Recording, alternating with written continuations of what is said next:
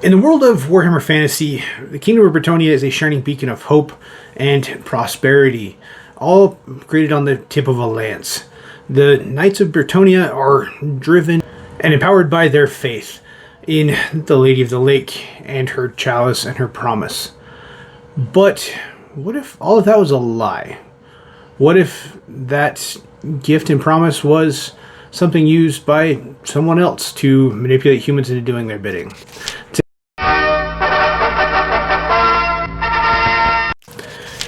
Throughout all of Old World Fantasy's history and beliefs, everyone in Bretonnia believed that they were serving the Lady of the Lake, a divine being sent to uplift Bretonnia and save them from the destructions of chaos. And this proved to be pretty true. The Lady of the Lake and her prophetesses and all of the magic she wielded was able to gift Bretonnia with a lot that the Empire didn't have. While Bretonnia remained smaller in size and in population, their fighting abilities were on par with the Empire in a lot of cases. They didn't often wield a lot of the heavy volley firepower that the Empire had, especially with gunpowder. But when it came to a fight, Bretonnia was probably on par with them, if not even more so, depending on who they were fighting. When it came to greenskin hordes or the Tomb Kings, Bretonnia often came out on top, even more so than the Empire did. But this magic and this blessing wasn't all it was meant to be. And we find out a lot about this in the end times of Warhammer Fantasy. So today we're going to be talking about Bretonnia as a whole, as well as this blessing that may not have been a blessing for the Bretonnians. But in order to get into this, we need a magic potion of our own. Something to give us some energy in order to tackle our daily lives, and for me to make these videos, and that is W Energy. I have become an energy drink fiend over the last decade or so.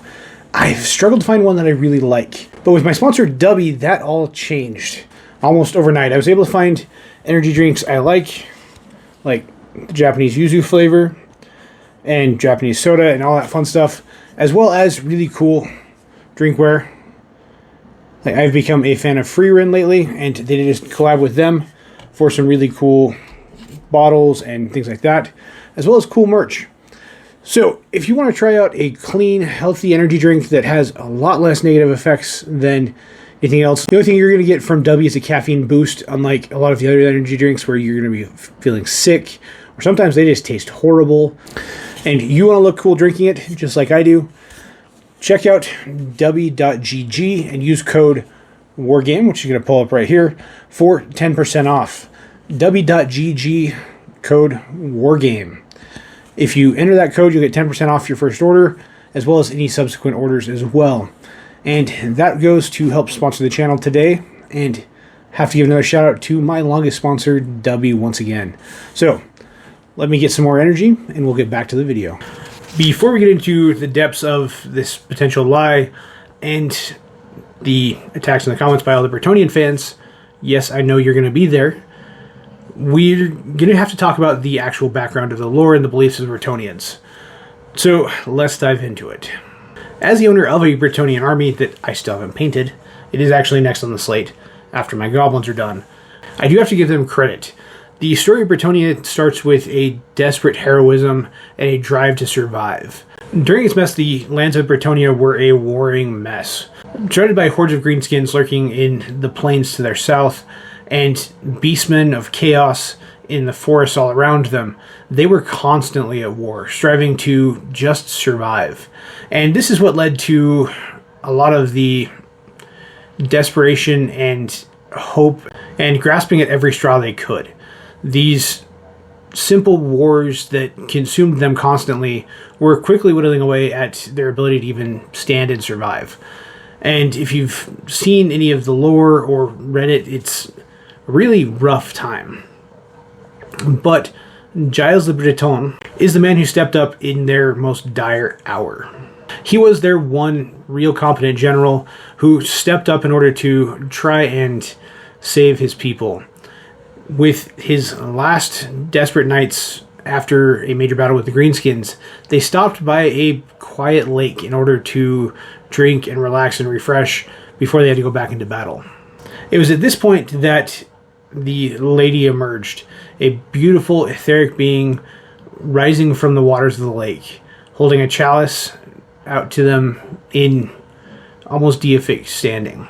She offered Giles her blessing, holding out her silver cup, and he and his valiant knights drank from it, giving them a divine power that transcends a lot.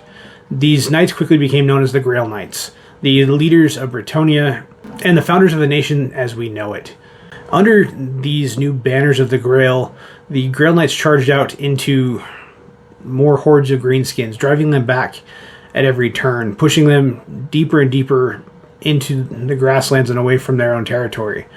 And this magical imbued ability not only aided the knights themselves, but everyone around them. I think Total War, Warhammer, actually does a really good job displaying this, where if you have a Grail Knight in your unit, it then buffs the entire unit, and when they're attacking, you can even see the magical glow coming off of that unit.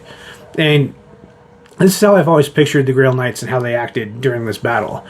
Driving deep into orc hordes, cutting them down like they never had before, and causing the orcs to finally break and retreat. And this is how the Kingdom of Bretonnia was born, under the banner of the Lady of the Lake. Under the banner of the Chalice, or the Grail, there's two central pillars to Bretonnian society. It is the power of their knights and their devotion to the Lady of the Lake. These two pillars underpin everything that they do and everything they believe. This devotion became the bedrock of their society, pushing young knights to strive to ascend to the ranks of Grail Knights, starting as knights errant and nobles, and pushing themselves further and further until they were able to earn that right as a Knight of the Grail.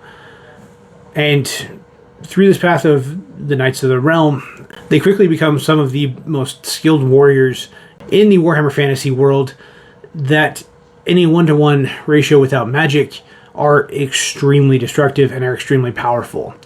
On top of that, they form a code of chivalry that underpins this entire society and pushes them to become more than they can be. And this structure has led to a strong devotion to the Grail and the Lady. Becoming a Grail Knight is like becoming a living saint in their society. The magical abilities aren't the only part. The magical abilities and the divine blessing are the underpinning of that role, but they take on a much greater role. They're divine warriors with an almost deific standing that holds a lot of influence in anything and everything they do.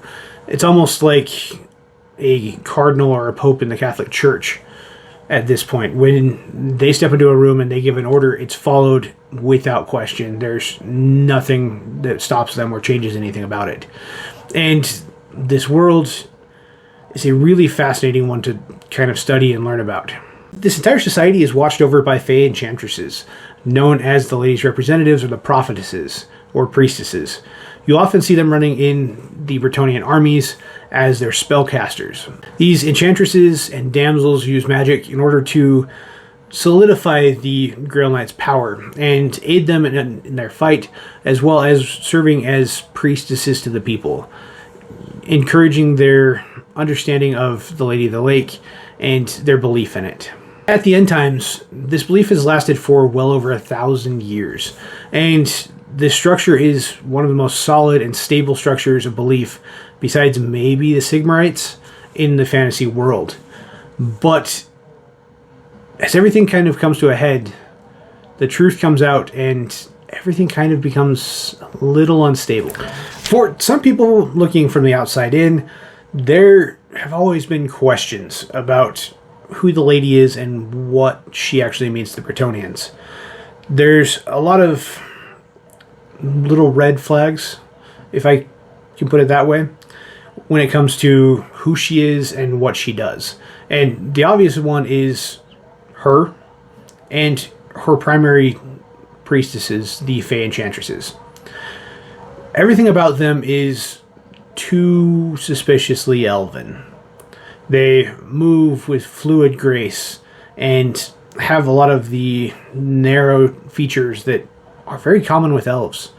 They're known for their symbolism and their aesthetic that is very almost wood elf in nature, with a lot of animals and earth tones and colors that way. Yes, the Bretonnians are known for their bright, vibrant colors, but the priestesses and the enchantresses tend to be that very muted tones, the greens, the yellows, things that you'd see in nature. While these enchantresses appear human in nature, they follow a lot of traits that you'd expect from elves. They often travel the realm looking for children who show any spark of magic. All of the girls often reappear as priestesses and ladies, but the boys never return. We never know what happens to any boys with magical ability. The next major red flag is Bretonnia's location. It is right next to Aethelloren, the home of the Wood Elves. On top of that, it's also the only thing between the Chaos Wastes and Aethelloren. So the Wood Elves have a very big stake in keeping Bretonnia alive and in between them. So this is the second thing that's often raised questions.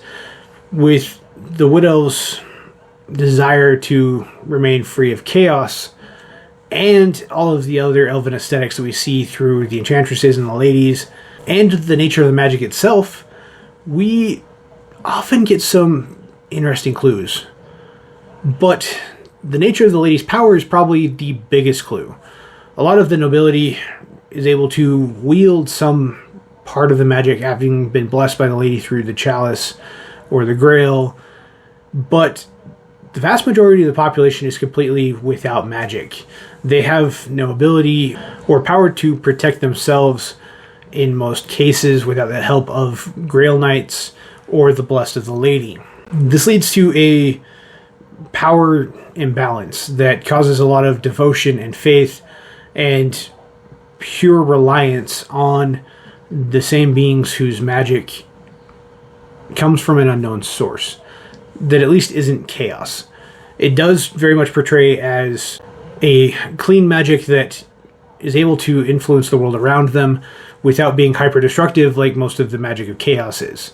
The magic of chaos will destroy anything and everything in its path, whereas the magic of Bretonnia, as well as the Wood Elves and the High Elves in most cases, tends to be very earth-friendly and not hyper-destructive to anything except for the corrupt. And the dual nature of the magic between the elves and the Bretonnians is something that a lot of people, especially in the Empire and a few other places, have seen as a very odd coincidence. But because of the power of Bretonnia and where they're positioned, protecting not only the flanks of Aethelloren, but the flanks of the Empire from being completely consumed by chaos, no one's really willing to go out of their way and say anything. It's just not worth that fight. Near the end time, these doubts and concerns were finally starting to bubble up and make some people inside Bretonnia, especially those in the lower classes, start to question whether this power really belonged to Bretonnia, or if Bretonnia never really controlled their own destiny. During the end times, the truth was finally revealed. The Lady of the Lake was none other than the elven goddess of prophecy and dreams, Lilith. The entire foundation of Bretonnia was nothing more but a deception in order to keep the humans in front of the elves and provide a buffer that allowed the elves to survive and maneuver to deal with chaos while the humans took the brunt of the attack. This was foreseen by Lilith long before anything actually really happened, and she moved in order to stop the green-skinned hordes that were threatening Aethelloren, as well as set up the stage for a protective force between Aethelloren and Chaos, and protect that force from the corruption that Chaos would bring. And with this, she started her great plan, posing as the Lady of the Lake and bringing out several of her servants from Aethelloren to pose as her first Fey enchantresses. She went about creating a system that provided a deep faith for the Bretonnians and empowered her in the process. Whether or not they believed in her as the Lady of the Lake or as Lilith, she was still empowered that way, as are most of the gods of the fantasy realm. And this power gave her the ability to increase her magic abilities and bless more people in Aethelloren as well as Bretonnia. And she did take care of Bretonnia somewhat. It wasn't as high a priority as Aethelloren, but it was still a priority. She did bless and guide them quite a bit. Through the blessing and visions that she gave to Giles le Breton, the foundation of Bretonnia was created, and both the humans and the elves were protected from the greenskin menace and chaos. So, for a lot of people, especially fans of Bretonnia, this deception kind of is annoying, but they're not actively hurt by it in most cases. This balance of understanding that the elves may have manipulated them, but in the end it still turned into a very true faith that was a win-win for humans and elves, really means it doesn't matter too much for a lot of Bretonnians. The magic provided to the humans was far and beyond more than what a lot of the wizards of the Empire can wield.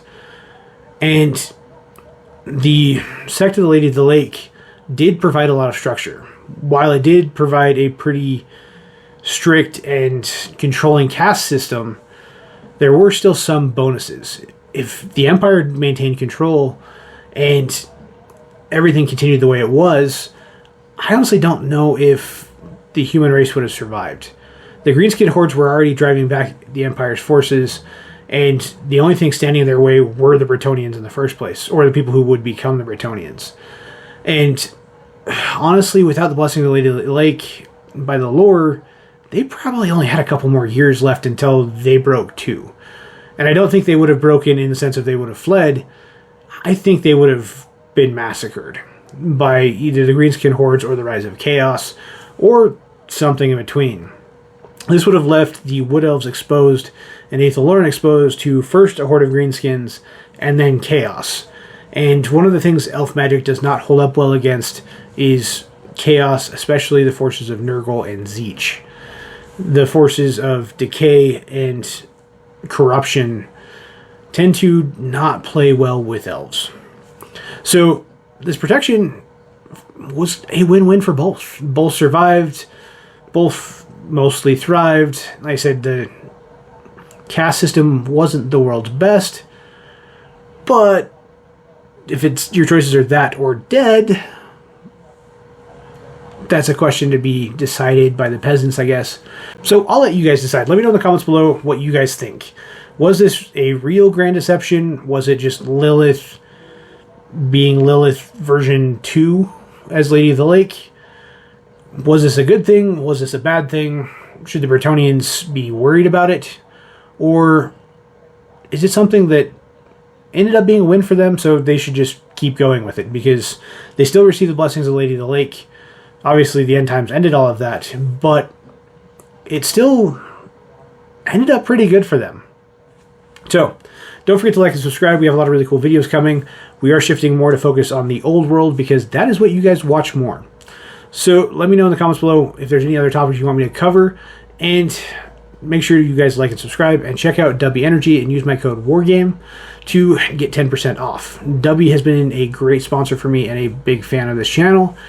And I'm really thankful to have them as a sponsor. So, I will see you guys in the next one.